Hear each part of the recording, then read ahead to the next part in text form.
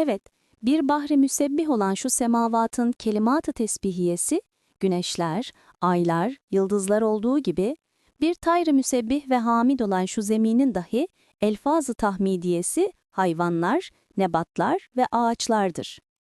Demek her bir ağacın, her bir yıldızın cüz'i birer tesbihatı olduğu gibi, zeminin de ve zeminin her bir kıtasının da ve her bir dağ ve derenin de ve ber ve bahrinin de ve göklerin her bir feleğinin de ve her bir burcunun da birer tesbih-i küllisi vardır. Şu binler başları olan zeminin her başında 100.000'ler lisanlar bulunan ve her lisanda 100.000 tarzda tesbihat çiçeklerini, tahmidat meyvelerini, alemi misalde tercümanlık edip gösterecek ve alemi ervahta temsil edip ilan edecek, ona göre elbette bir melek-i müekkeli vardır. Evet, müteaddit eşya bir cemaat şekline girse, bir şahs-ı manevisi olacaktır. Eğer o cemiyet imtizac edip ittihat şeklini alsa, onu temsil edecek bir şahs-ı manevisi, bir nevi ruh-u manevisi ve vazife-i tesbihiyesini görecek bir melek-i müekkeli olacaktır. İşte bak, misal olarak bu barla ağzının, şu dağ lisanının bir muazzam kelimesi olan bu odamızın önündeki çınar ağacına bak gör. Ağacın şu 3 başının her başında kaç yüz dal dilleri var ve her dilde bak kaç yüz mevzun ve muntazam meyve kelimeleri var.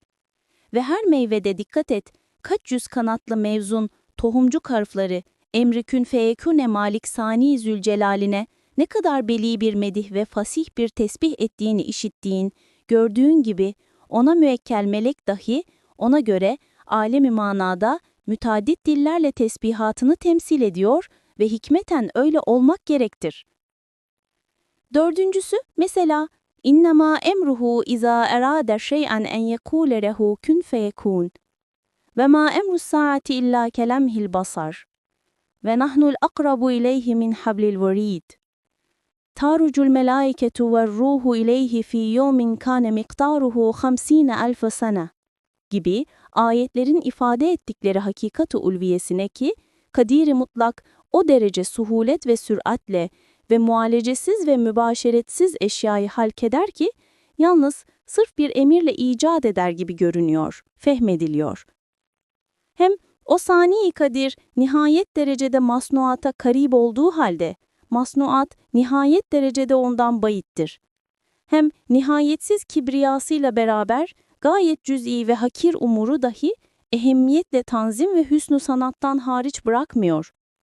İşte bu hakikati Kur'aniyenin vücuduna mevcudatta meşhud suhuleti mutlak içinde intizam-ı ekmel şehadet ettiği gibi, gelecek temsil dahi onun sırrı hikmetini gösterir.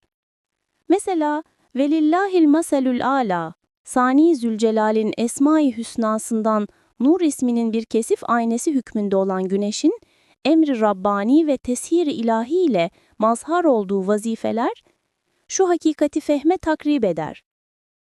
Şöyle ki, güneş ulviyetiyle beraber bütün şeffaf ve parlak şeylere nihayet derecede yakın, belki onların zatlarından onlara daha yakın olduğu, cilvesiyle ve timsaliyle ve tasarrufa benzer çok cihetlerle onları mütessir ettiği halde, o şeffaf şeylerse binler sene ondan uzaktırlar. Onu hiçbir vecihle mütessir edemezler. Kurbiyet dava edemezler. Hem o güneş, her şeffaf zerreye, hatta ziyası nereye girmiş ise, orada hazır ve nazır gibi olduğu, o zerrenin kabiliyeti ve rengine göre, güneşin aksi ve bir nevi timsali görünmesiyle anlaşılır. Hem güneşin azamet-i nuraniyeti derecesinde ihatası, nüfuzu ziyadeleşir. Nuraniyet azametindendir ki, en küçük ufak şeyler ondan güzlenip kaçamazlar. Debek azamet-i kibriyası, cüz'i ve ufak şeyleri nuraniyet sırrıyla harice atmak değil, bilakis daire-i ihatasına alıyor. Hem güneşi, mazhar olduğu cilvelerde ve vazifelerde, farz-ı muhal olarak, faili muhtar farz etsek, o derece suhulet ve sürat ve vüs'at içinde, zerreden katreden, deniz yüzünden seyyarata kadar izni ilahiyle öyle işliyor ki, şu tasarrufatı azimeyi yalnız bir mahz-ı emir ile yapar tahayyül edilebilir. Zerre ile seyyare, emrine karşı müsavidirler.